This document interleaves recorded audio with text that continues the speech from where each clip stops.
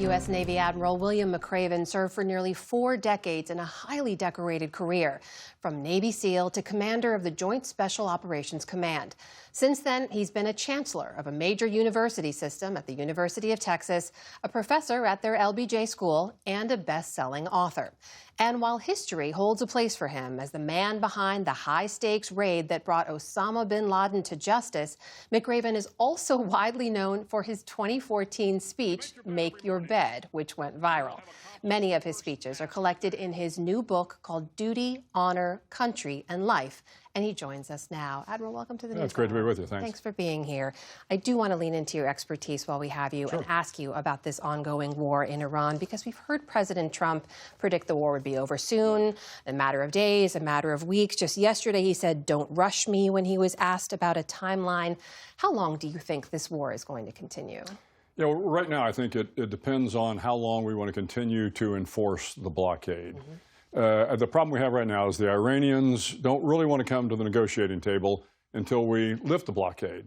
Conversely, President Trump doesn't want to lift the blockade because that's really his leverage. So somebody's going to have to blink. Now, they are talking about the foreign minister coming to Pakistan to meet with Steve Witkoff and Jared Kushner, and so maybe there will be some progress there.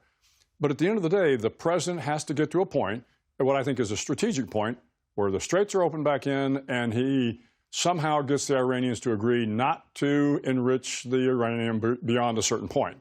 That's only going to happen, I think, if at some point in time we lift the blockade. Now, you can lift the blockade for the ceasefire and then flip a switch and turn it right back on if the Iranians don't comply. I mean, this does have some hallmarks of what I'd call cautionary tales of the past, right? Where we have no really clear goal, shifting timelines. Do you worry this is going to just turn into another prolonged conflict? Yeah, I don't think it'll be terribly prolonged, but it's certainly going to go on for another couple of weeks and maybe a month or so. Again, this is because we are at this impasse.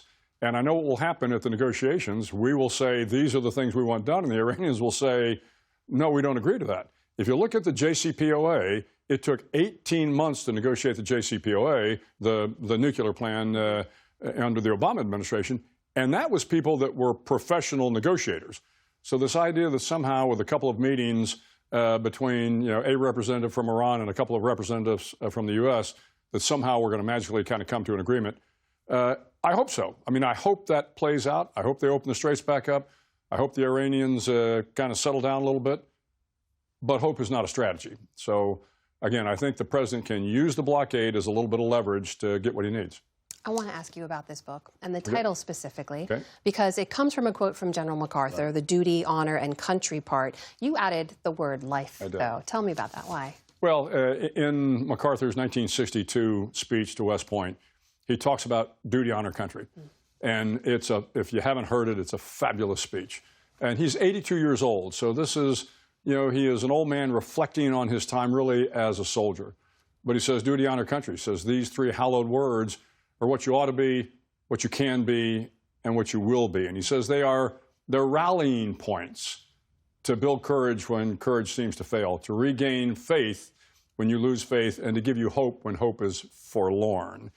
And so when I thought about, hey, how do you build courage, or how do you inspire people with courage and faith and hope?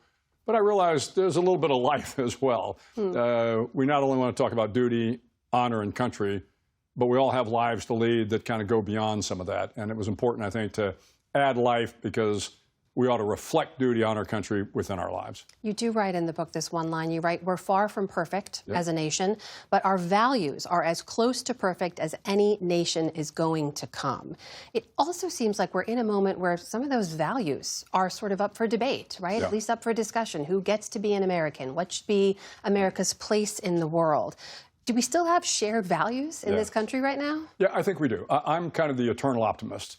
And sometimes I get accused of being too optimistic and too Pollyannish, but far from it. I mean, I have traveled the world. I spend 4 days a week on the road meeting with young people all across the country, and they still have these values. Their parents, their guardians, their teachers, their coaches are still trying to instill in the young men and women, and some of us older folks, these values of equality and justice and the rule of law and civility and perseverance, things that I think are important for all of us to have.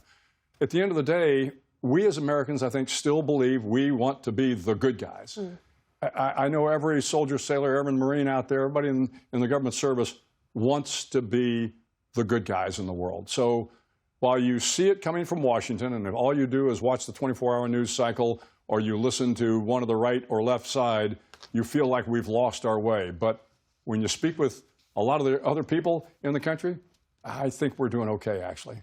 You also wrote in an op-ed, I should know, back in 2019, it was a title, the op-ed was titled, "Our Republic is Under Attack," right, by the president. And you talked about a lot of the things you talk about in the book now, about defending U.S. values abroad, about the abandoning of allies, the attacks on democratic institutions. And you said in that back then that if this president doesn't demonstrate the leadership America needs, it's time for a new person in the Oval Office. Right. That was back in Trump's first term. Right. What do you make of his second? Well, I'm certainly not a fan of the president. I don't think that comes as a surprise to anybody. But, you know, at this point in time, and I've been very careful because we are at war, so I want to make sure that any of the military, officers and enlisted that are out there that are listening, they have an obligation to fill their oath, and they have an obligation to the President of the United States as the Commander-in-Chief. Yeah. And while I personally don't like the President, and I'm not thrilled with Secretary Hegseth, we have a responsibility to follow lawful orders. Now, if it's not a lawful order, then you also have a responsibility not to follow it. But I think at this point in time, until we can get past this conflict, again, the military needs to be aligned, get the job done for the American people. You include a lot of poetry in this book, which may surprise people. And we talked a little bit about our shared love of poetry, but poetry your mother shared with you, poetry you yourself write. There's a poem in there called Departing Afghanistan, which you note was written before the Taliban had reclaimed power in 2021. But there's a line in there that struck me. You said, "The fight was a good one, noble and right." I wonder how you look at this moment we're in now, when the U.S. is considering sending hundreds of Afghans, interpreters and others who helped us in the U.S. effort to Afghanistan or to the Democratic Republic of Congo, not the U.S. Yeah, that's painful. I hope that doesn't happen. I mean, the Afghans that supported the U.S. military, much like the Iraqis that supported the U.S. military, we need to take care of them as well as we took care of our soldiers. The fact of the matter is, these young men and women that were translators, that were with us on the battlefield, they deserve the exact same support that our soldiers coming back home do. And it would be a tragedy, and again, would not put America in a good light if we send these Afghan refugees to the DRC or back to Afghanistan. You write in the book about some intensely personal poems, too, which strike me because in contrast to a lot of the speeches that you have in there, which are about country and duty and honor, these seem to be really personal to you. One in particular about your mother, in which you write, "She died too young to see me grow into the man who on bended knee she'd prayed and prayed for me to be." Yeah. I just wonder why you chose to share that with everyone. Yeah, it's, of course, as I told you, it's not good for my tough guy SEAL image to be writing poetry. But I've written poetry my whole life. I just haven't put it in a bounded copy. And as you know, poetry can be pretty cathartic, and of course it can be very personal. And my mother died when I was 30, and at the time I was a Navy lieutenant. She probably didn't think I had much of a career. I was married with 2 young kids at the time, and I was struggling. And she passed away from lung cancer, and I like to think since that time the trajectory of my life has gone in a very good direction, and so I think she's still looking out after me. Admiral Bill McRaven, the book is Duty, Honor, Country, and Life. Thank you so much for being here today. Great to be with you.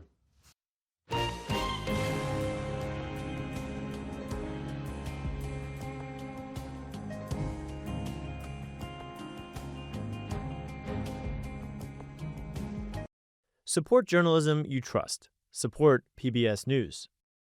Donate now, or even better, start a monthly contribution today.